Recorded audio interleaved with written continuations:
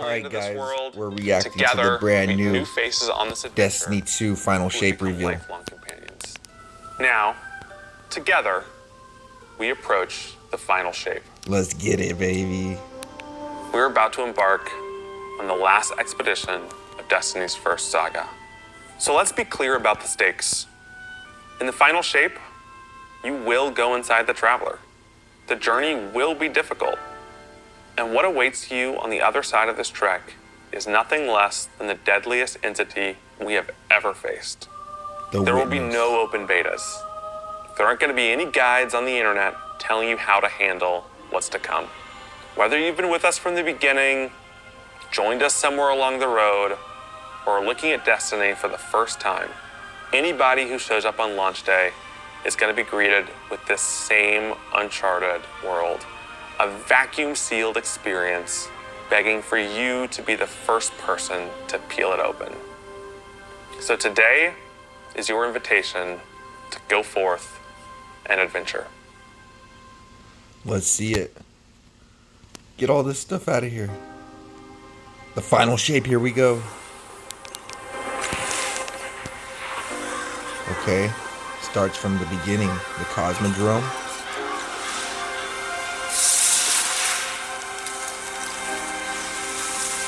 After all these years, we never talked about it. Why I brought you back.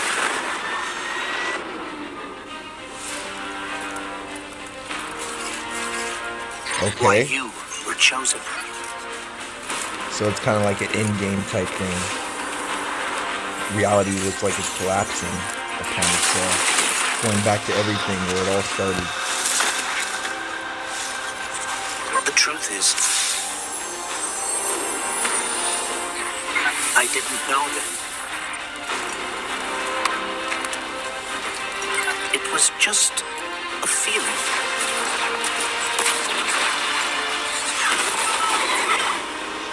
This is hype. Actual hype. We're live too. There's like probably around But I know 200,000 now. people. After all we've seen, all we've lost, What's that? this fight might be our last. It's not gonna be. So I'm asking you Oh, there's the witness's pyramid one that last he's gonna be time in. There's the goo, the black goo. to rise. That's the witness's tower.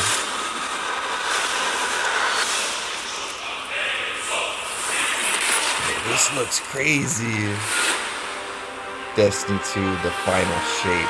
Pre-order 2/27/24. Become legend. That's when it's dropping. I think we gotta go pre-order that right now. This is a momentous time in Destiny history. We've been building to this moment for the Okay. last 10 years. I see The you. final shape is the conclusion to that journey. This is a moment in gaming that as a developer you just don't get very often. Guardians really and don't. allies are fighting the biggest threat that the universe has ever seen is the end in this game. big culmination of the Light and Darkness saga. When we were thinking of what the final shape could be, it had to be a lot of different things. It needs to pay off this epic confrontation with the everything. witness that we've been setting up for years. It has to bring you closer to your allies in the Vanguard. It has to be this place that makes you feel nostalgic for the entire journey you've been on. When we were resurrected by Ghost at the very beginning of this story, we didn't know why, but it was for this. It's gonna be The a Traveler reskin. is asking us for help, and it's our responsibility to protect every Yes, living thing in the it is universe our from what the witness responsibility. intends to do. When we first start the final shape, we are finally able to go through the portal that the witness opened in the Traveler at the end of Lightfall. That's crazy. The background Inside of that, is where the she's pale at. heart of the Traveler. That is the stage for our showdown with the witness. The witness has the darkness. It has always had a connection to it. The pale heart of the traveler is what is trying to use See, to gain there's the connection to the witness's light. tower, So I with think. both, it can enact its final shape. The witness looks around and sees a lack of purpose, no meaning. It wants to fix all that. So it's trying to put the universe into this frozen perfection where everything's just exactly how it thinks it's supposed to be. I That see. is the final shape. So you guys gonna show gameplay? If we're going to defeat the witness, it's going to take everyone. Failure is not an option. We're gonna need the Vanguard, all of our allies, and all the Guardians to rally together and be brave in the face of Oblivion. In the final shape, we're going to answer questions at the grandest scale. But what I find really interesting is that it's also a very personal journey where we deepen our relationships with these characters that we've known for so long. Zavala, Ikora, our ghost, get to reconnect with Kate 6. So, like, while there's this great conflict and everything going on around us and stakes of just unimaginable heights, it's still at the end a story told around campfires by a bunch of companions who have been fighting together for hundreds of years. Campfires.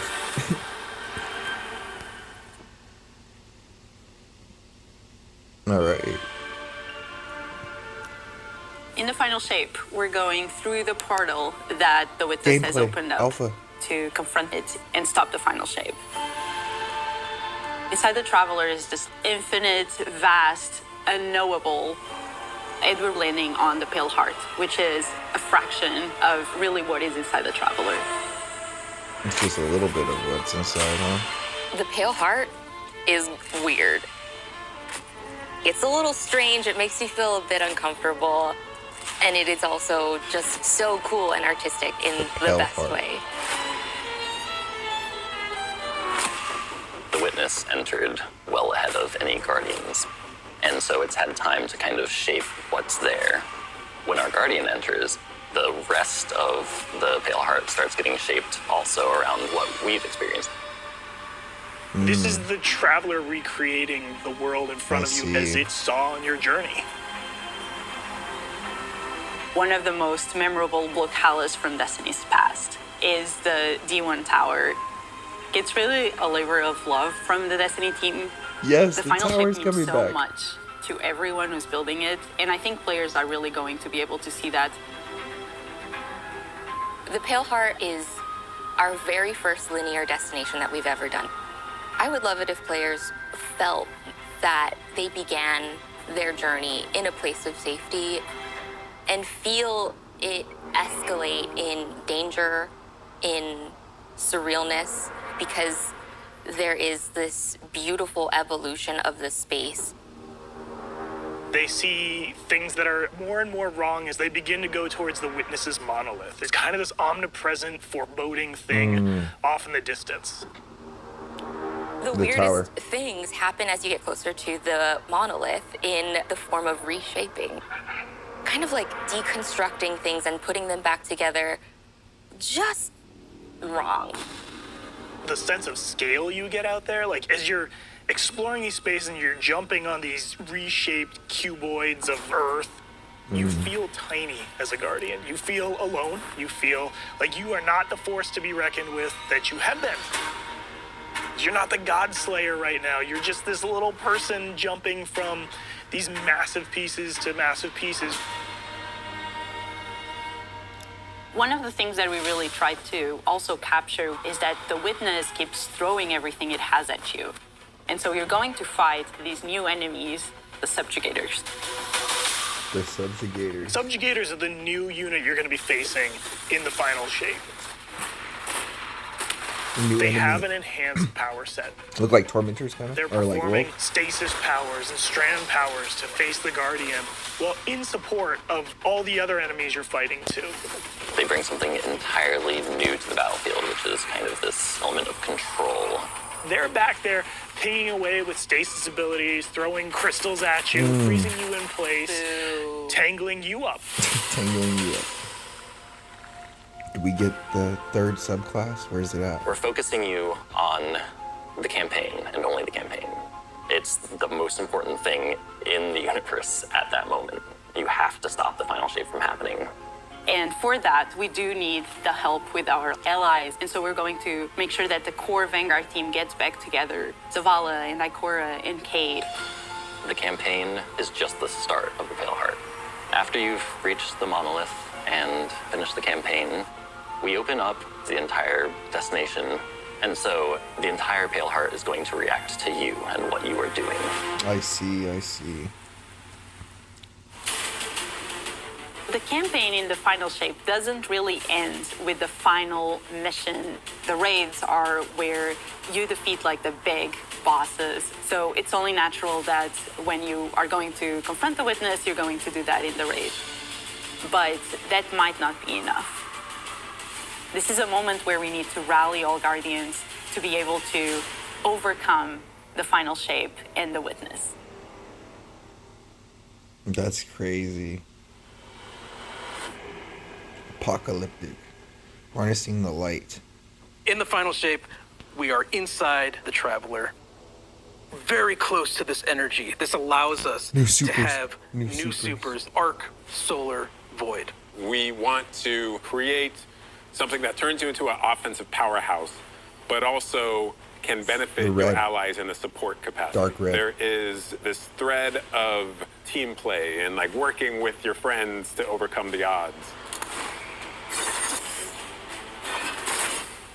The Warlock Super is this ultimate expression of solar energy coursing through your Guardian. This Solar Warlock Super is a callback to Radiance from D1. Other than Golden Gun, this is the only other first-person super in Destiny right now. Your melee's like all of these projectiles going off, doubling the amount of projectiles. Your grenade almost being sentient as it searches around, and then it hits a character and bounces off and goes to another one. And you're so overflowing with this energy that you are also giving it to your allies, allowing them to have their solar weapons supercharged, applying Scorch when they're shooting. The new Solar Warlock aspect, when I cast my Rift, it is going to create this little solar soul that when it sees an enemy, it launches part of itself out and hits the enemy and explodes and scorches them. It just feels very alive. No new supers? No new... Twilight Arsenal. It's a layered super. This is the only ranged one-off offensive super for Titans in the game. At least they're giving the us Titan new supers. Jumps up into the air, summons this giant void axe, throws it, summons another one, throws it, summons another one, looks at a different group of enemies, throws it. And when these axes fly through the air, they stick into the ground or an enemy, do their void gravity thing where they suck a bunch of energy and enemies in and then explode. But that doesn't destroy the axe. The axe sticks around and you and your allies can go and pick up that axe and start wailing on enemies with it. This super is insane to me. The Void Titan aspect, I press and hold my grenade button to consume my grenade and turn it into the shield. The more damage it takes, the more it charges up, and then I can release that, and it creates this blast that deals massive damage. The Hunter Arc Super. Arc is all about finding the shortest distance between 2 points. The Hunter kind of rears back, takes this knife, and throws it across the world, and then is able to blink to its position, do the slash that just decimates anyone nearby. One really great thing about that is not just you do it once, but you're able to do it 3 times, along with devastating attacks each time you do it. The Hunter has an aspect. We take our staff, we twirl it in the air, which propels us upward. It creates this burst, which amplifies you and any allies near you. It almost makes it feel like you're playing a fighting game, right? Like these combos that you're chaining together to do these different moves. It like takes that sandbox to the next level. The more aspects we have, the more capable we are to do that. It feels like you're like riding the lightning, you know? Like that instantaneous, That's kind of tight, teleporting. That was good, but I think it's more like... You know? I like it. It's better than them not having no supers coming. Weapons team has been working on all sorts of goodness. We've got exotics, we've got legendaries, we've got perks. We're always cooking up stuff. We're always playing with stuff that we think is like really interesting or taking inspiration. We have Tessellation, which is this exotic pyramid fusion rifle. It has the really intriguing property of adapting your Guardian's current damage type. This will be the first time that you can run a weapon that can adapt to be strand or stasis in the energy slot, so you'll be able to run an entirely strand or entirely stasis loadout.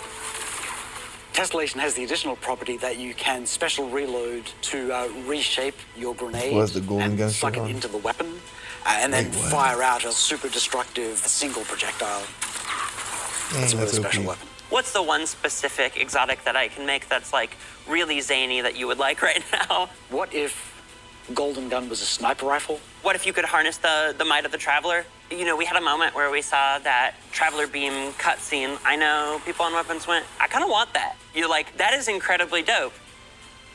So we've got this opportunity to bring back these iconic Destiny 1 weapons, but really turn it into something that feels unique in Destiny 2. We have to bring Kvastov into the fold. The Red Death exotic pulse rifle. And Dragon's Breath. Burn the world, burn it all. Burn the world, burn it all. In the final shape, we have new weapon subfamilies coming, broadening what existing weapons can be. Really, like, bordering on exotic functionality. So, for example, we've got a rocket pistol sidearm subfamily. We always liked the special ammo sidearms. This fires tiny, slow-moving rockets. They hit very hard, do a bit of AoE damage. They have a mixture of regular weapon and rocket launcher stats. We're also doing a new support weapon subfamily. The support frame auto rifle is a type of legendary auto rifle. It'll let you switch seamlessly from firing at enemies to healing your allies.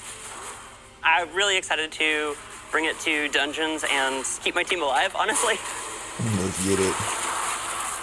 The weapons team is always coming up with new ideas. We've got a ton of new cool stuff coming over the next few years, and some new and really wild ideas, which we're pretty excited about. That pyramid gun looks crazy. Come on, take a load off. I wish it was. You've got a lot to cover. I wish it wasn't a fusion before. This place is only big enough for one dashing hero type, and that's me, so. I'm back! K6 back, we knew it though. We already knew that. I was magnificent. This is great. Anyone want a hug? Get your rock off my map. Worst case scenario, you die. But who knows? Maybe you won't. Who knows? Maybe you won't.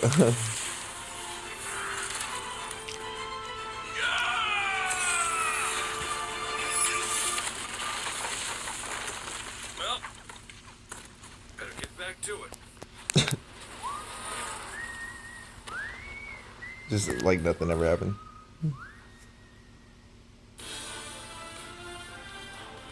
In this moment where we're driving to the end of the Light and Darkness saga, it's great to see Cade like return to this world at this moment with all this change about to culminate with this confrontation with the long-standing enemy, the Witness. Cade is the quintessential hunter. His presence casts such a long shadow over the story of Destiny, whether it was when he was alive or when he was dead. What Cade goes through in this journey, how he serves as a catalyst for the other characters, the events that are uncovered to have brought him back. This is how the story had to end. There was no end to the Light and Darkness saga that didn't have Cade here alongside his friends to finish the job. Once we started digging into the nature of the Pale Heart, I think that crystallized Cade's role as a guide. Cade is Virgil, and he's our guide through this other place.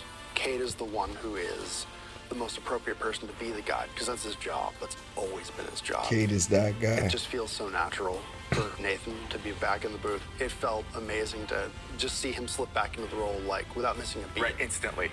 In the flesh, or metal, as it were. Cade's the glue that's always held Zavala and Ikora together. Having him back puts them in a position of questioning where they've been and what they've done without him. You think about the journey that Zavala's been on and how he's been taken down this dark Who is path. that in the You think background? about the weight that's been on Ikora, having to hold the Vanguard together, having Cade's voice of levity and brightness that he brings to that group that I think is going to be great for them. Well, at least we have each other. We want people to take away that sense of reunion and that idea of like the gang being back together for this moment. I'm here now. Wherever the hell here is.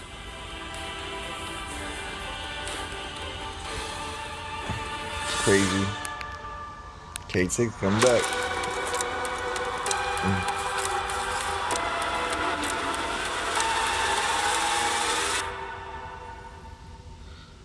Unlocking the path. Guardian. Wait, am I even The signed in? witness poses a dire threat. And the Witch Queen holds the answers we seek. But only if Where's we the Twitch contend drop with her stuff? sister, Zebu Arath. It rests with me. Alright, let's watch this trailer real quick. Do not be afraid. So this is the new season, huh? Wait, what's going on? Bring me your tithes. What's going on with Eris? You now wield hive magic and have entwined it with your light. Oh no, a hive season. Fire Guardian, and open the way to our tithes. The new exotic? Okay. Let them know fear. The death of whispers, and they do whisper. Fight in my name, Guardian. Every opponent you defeat strengthens me. The new season pass armor? My appetite rises for your brutal tribute. Big ol' hammer. Hammer down on her. Let us show her what it is to be hive. You have sounded the horn of battle. You are deserving of the greatest death I can bestow. This season looks cracking. Season of the Witch, August 22nd to November 28th. Let's get it. The Season of the Witch is our opportunity as players. We've been annihilating and breaking hive spells, and now we finally get to cast them. At the end of Season of the Deep, we learn that Savathun has the key to getting into the portal that we need to go into. That means we have to go find Imaru, her ghost. Imaru's like, not so fast. We've got a bigger problem first, and that bigger problem's name is Zebu Arath. If we fight her, she only gets stronger. Eris has an idea. It's a really good It's idea. a wild ass idea, yeah. She determines, like, well, the best way to fight fire is with fire. We are channeling all of that energy that we're creating by going through, by eliminating enemies, and we're tithing to our friend Eris. Bring me your tithes. That was great. What does that mean for the characters and the player to kind of like be like Savathun? And that's where we went down the path of having Hive Eris. We want to extend that magical fantasy into the player then. That ability to have overwhelming magical power, that risk and reward into all of our activities and systems experiences. And so that's Something what really led us weird to was come going up on with with things her. like Deck of Whispers. It's this magical deck of cards that creates amazing synergies with your buildcraft meta and with buffs and the activities. They can then choose these cards at will, whichever ones they want, and then that really leans into the build crafting. You actually are getting cards that you can then use to place on the battlefield and change the way you play. I'm such a sucker for deck building. Like, being able to, like, bring that element into Destiny gameplay has just been like, oh, chef's Yeah, kiss. oh, it's really super fun.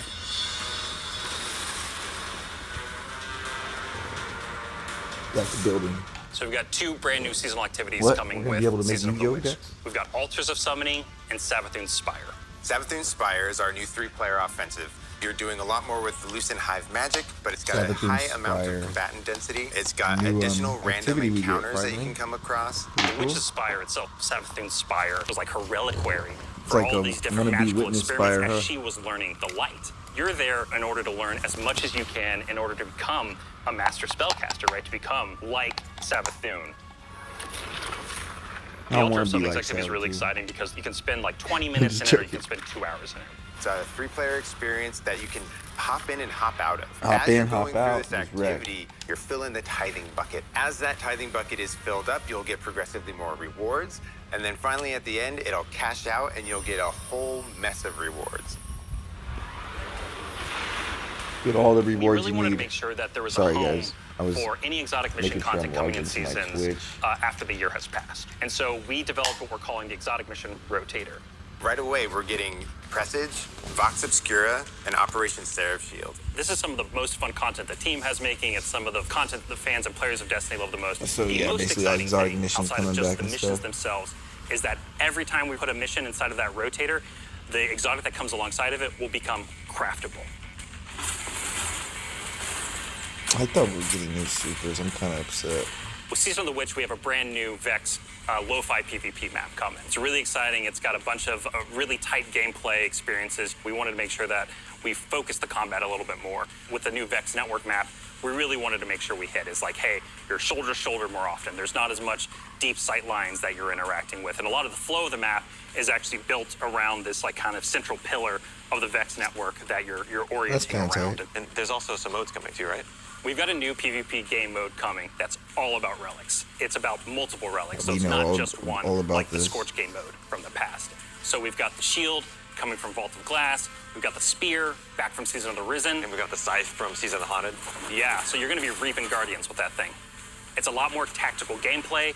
It's all about running around the map, claiming these relic dispensers, and then grabbing them in order to push for victory.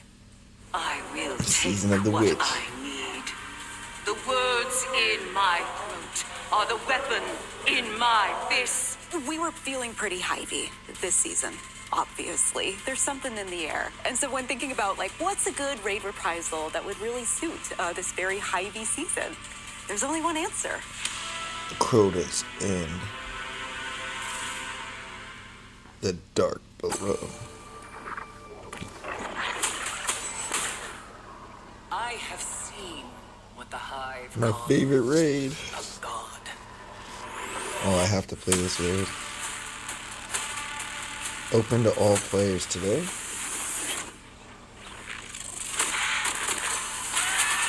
Bringing back the gear too.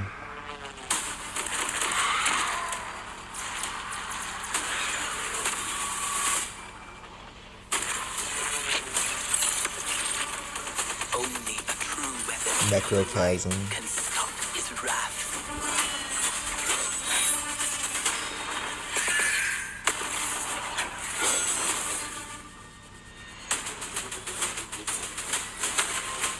Dude, so excited. Begin September 1st, world's first. Play, earn, reward. The ring.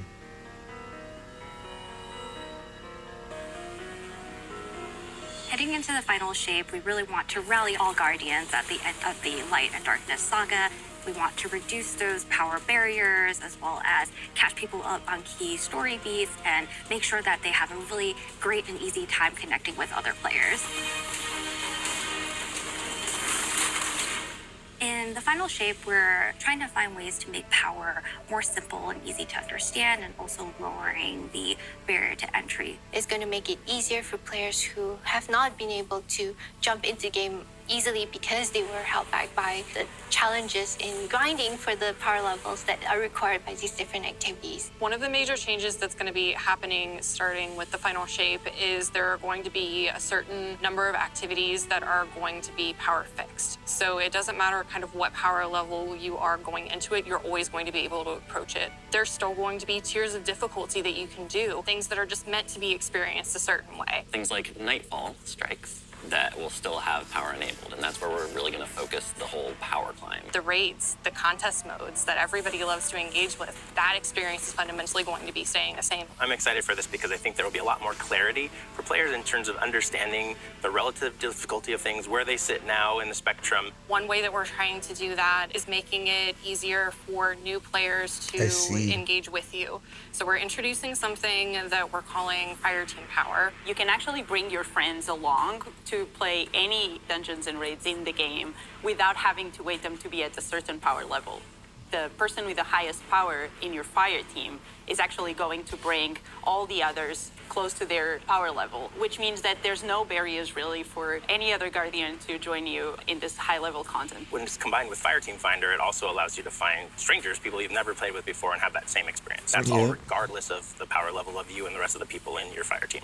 Fireteam Finder is the new feature that's coming in Season 23, aimed at helping connect and find other people to complete the best and most aspirational content in Destiny. Raid. We have Finally be able to do a tag raid for the system final that shape. allows players to be able to say, well, this is my play style. I'm really chill. I'm anti-sweat. I'm just really here to have a good time.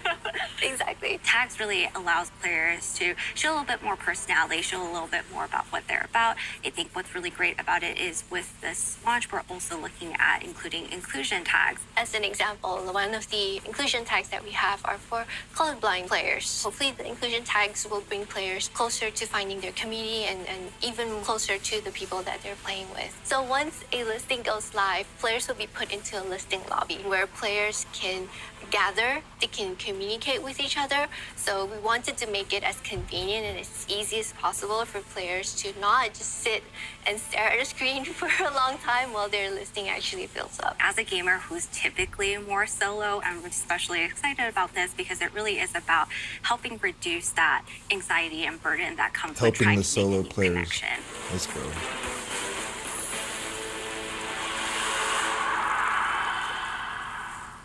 The feature coming out today that I'm incredibly excited about is Timeline Reflections.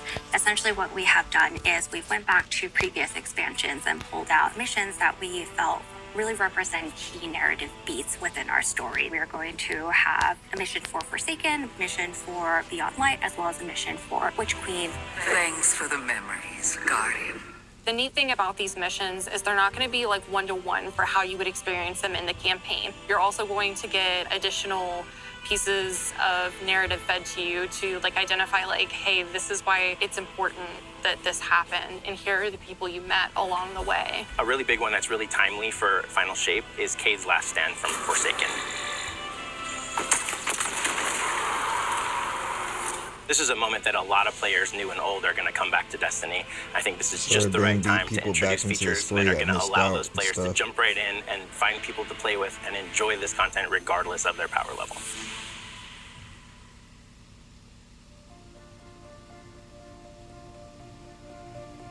We're reaching the end of this 10-year journey. What comes next? The episodes. And the new way we're going to tell stories moving forward. What's really important about episodes is that it's a really big shakeup to what we've been doing. Instead of providing 4 seasons a year, you are going to get 3 larger episodes. And so the first 3 episodes in this coming year are called Echoes, Revenant, and Heresy. It's coming right after the final shape. And the theme for the year is going to be all about the consequences and aftermath of the final shape. I think what's really the cornerstone of the episode model that we're building is the 3-act structure. The 3-act structure. Act as these anchors for us to introduce new weapons, new artifact mods, new activities. There's going to be new missions coming around the core. There'll be new story moments in every single one of these acts. We're actually providing more cinematic styled experiences throughout the final shape year and the episodes with it than any of the seasons we've ever developed before. These new stories are actually playable as standalone. Like each episode is something you can experience whether you've been playing Destiny for 10 years or this is your first one. You're going to be able to basically enjoy them in any order you want to. I think the opportunity with this big epic moment is that we get to innovate the game. We get to move the game forward. It's all about change frequently. It's all about deeper story moments. It's all about more weapons, more loot, more often. And it really provides the team with a platform to go much deeper into the themes and fantasies and story of any individual episode as compared to the seasons you know of today. I'm so excited to see what the narrative team can do with this kind of new platform of storytelling. Episodes provides this awesome foundation for the future of Destiny. We're moving into the next stage of Destiny 2. I think some people look at the final shape and they think Destiny 2 is coming to the end. And in many ways, it's the opposite. We're leaning in. We're putting the pedal to the metal. Episodes provide us a new, innovative way for players to engage with Destiny 2 throughout the year.